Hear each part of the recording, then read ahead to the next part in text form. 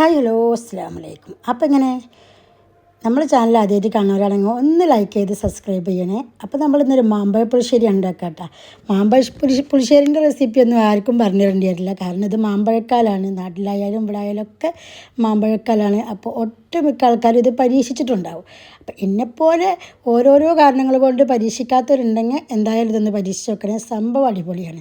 അപ്പം നമ്മളിത് മാമ്പഴം പഴുത്തേ മുതൽ ഉണ്ടാക്കണമെന്ന് വിചാരിച്ചാണ്. നാട്ടിലേക്ക് വിളിക്കുമ്പോൾ ഉമ്മ പറയും, അധികം പറയും മാമ്പഴ പുളിശ്ശേരിയാണ്. ജൈബു പറയും, അതേപോലെ ഇളയിച്ച് പറയും, ഒക്കെ പറയും മാമ്പഴ പുളിശ്ശേരിയാണ്. അപ്പം ഞാനും പറഞ്ഞു മാങ്ങയൊക്കെ ഇവിടെ ഉണ്ടല്ലോ, ഞാനും ഉണ്ടാക്കി നോക്കുമെന്ന് പറഞ്ഞു. പക്ഷേ ഉണ്ടാക്കാൻ ഒരിക്കൽ നിന്നപ്പോൾ അന്ന് നോക്കിയപ്പോൾ നെയ്യ് കഴിഞ്ഞിരിക്കണം. അപ്പോൾ അന്ന് അടുത്ത ആഴ്ച ആയിക്കോട്ടെ എന്ന് വിചാരിച്ചു. അടുത്ത ആഴ്ച നോക്കിയപ്പോൾ തേങ്ങ എടുക്കാൻ മറന്നു. അപ്പോൾ അതിന് സമയമായിട്ടില്ല എന്ന് വിചാരിച്ച് ഞാൻ ആ ആഴ്ച ഉണ്ടാക്കിയില്ല. അങ്ങനെ മൂന്നാമത്തെ ആഴ്ച വന്ന് മാമ്പഴം പഴുത്തതൊക്കെ കഴിയാറായി എന്ന് കണ്ടപ്പോൾ എൻ്റെ ഉള്ളിൽ കൂടെ ഒരു ഉൾവേലി, ഇനി എന്ത് ചെയ്യുമല്ലോ എന്ന് വിചാരിച്ച് ഞാനപ്പം ചടപട അമലിനെ കളിയക്കാരനെ അയച്ചിട്ട് നെയ്യൊക്കെ കൊണ്ടുവന്ന് നമ്മൾ മാമ്പഴ പുളിശ്ശേരി ഉണ്ടാക്കിയിട്ടാണ്. അപ്പോൾ സംഭവം എല്ലാവരും പറഞ്ഞ പോലെ തന്നെ അടിപൊളി ടേസ്റ്റായിരുന്നു. എനിക്ക് ഭയങ്കര ഇഷ്ടമായി.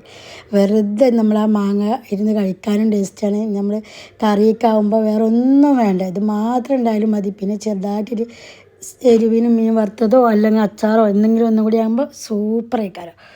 ആലോചിക്കുമ്പോൾ തന്നെ ഇപ്പോഴും ആ ടേസ്റ്റ് മനസ്സിലേക്ക് വന്നുകൊണ്ടിരിക്കണേ. അങ്ങനെ പുളിശ്ശേരി മാമ്പഴ പുളിശ്ശേരിയൊക്കെ ഉണ്ടാക്കി നമ്മൾ കറി കഴിക്കായിരുന്നു. അപ്പോൾ കാക്കുക്ക് പറഞ്ഞപ്പോൾ കാക്കു അറിയണം, ഇതെന്താ മധുരക്കറിയോ? നിൽക്ക് മധുരക്കറി വേണ്ട, എനിക്ക് ഇന്നലത്തെ മീൻകറി എന്തെങ്കിലും അത് മതി പറഞ്ഞു. അമലും പറഞ്ഞു, നിൽക്ക് മധുരട്ട മാമ്പഴം പഴുത്തത് രസമ്മ, ഇന്നെങ്ങനെ കറി വെച്ച് കഴിക്കാൻ, നിൽക്കും വേണ്ടാന്ന് പറഞ്ഞു. അതിമേ പിന്നെ വണ്ടേ നിൽക്ക് വേണ്ടെന്നേ പറഞ്ഞു. പോയിട്ട് ഉണ്ടാക്കുമ്പോൾ തന്നെ പറയുന്നത് പഴുത്ത മാങ്ങയിട്ടാണ് കറി വെക്കണേ, നിൽക്ക് വേണ്ടാന്ന്. പക്ഷെ ഞാനും ആച്ചും വിടൂലാന്ന് പറഞ്ഞ പോലെ ആ 5 മാങ്ങയും ഞാനും ആച്ചും ഇരുന്ന് കഴിച്ചു. ഞങ്ങൾക്ക് നല്ല ഇഷ്ടമായി. സംഭവം പറയാമല്ലോ, അടിപൊളിയായിരുന്നു. നിന്നെപ്പോലെ ആരെങ്കിലും ഉണ്ടാക്കാതിലുണ്ടാക്കുന്ന മടിയൊന്നും വിചാരിക്കേണ്ട, എന്തായാലും ഉണ്ടാക്കി നോക്കണം. കാരണം ഈ വർഷത്തെ മാമ്പഴം കഴിഞ്ഞ് അടുത്ത വർഷം ഇതിങ്ങനെ മൊബൈലിൽ റീൽസിലൊക്കെ ഇങ്ങനെ സ്ക്രോൾ ചെയ്ത് പോകുന്നതിൻ്റെ ഇടയ്ക്ക് മാമ്പഴ പുളിശ്ശേരി കണ്ടാൽ ഭയങ്കര നഷ്ടമായിക്കാരം, ശരിക്കും നഷ്ടമാണ്. അങ്ങനെ ഇതാ മാമ്പഴ പുളിശ്ശേരിയൊക്കെ റെഡി ആയിട്ടുണ്ട് കേട്ടോ. ഞാനും ആച്ചിരുന്ന് കഴിച്ചിട്ടുണ്ട്. ആരും കഴിക്കാത്ത കാരണം ഞങ്ങൾക്ക് നല്ല ഇഷ്ടമായി. അപ്പം നമ്മളെ വീഡിയോ ആദ്യമായിട്ട് കാണുന്നവരാണെങ്കിൽ ഒന്ന് ലൈക്ക് ചെയ്തിട്ട് ഒന്ന് സബ്സ്ക്രൈബ് ചെയ്യണേ. ഒരുപാട് ആൾക്കാർ കാണുന്നുണ്ട്, പക്ഷേ സബ്സ്ക്രൈബേഴ്സ് ഭയങ്കര കുറവാണ്. അതുകൊണ്ട് ചെറുതായിട്ട് സബ്സ്ക്രൈബ് ചെയ്തിട്ട് ഒന്ന് ലൈക്ക് അടിക്കണേ.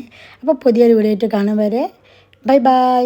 ആച്ചു ഇതാ മാമ്പഴം നല്ല എരിവാട്ടാ, പക്ഷേ ആച്ചു ആ മാമ്പഴം നല്ല ചൂടാണ്, ചൂട് കൊടുക്കാനുള്ള കറിയാണ്. ആച്ചൂര് അത് കഴിക്കണം എന്നുണ്ട്, എടുക്കും പൊക്കും അവിടെ തന്നെ വെക്കും. ലാസ്റ്റ് കൊതി മൂത്ത് ആച്ചു പ്ലേറ്റും ആയോടൊക്കെ നക്കി വെച്ചിട്ടുണ്ട്.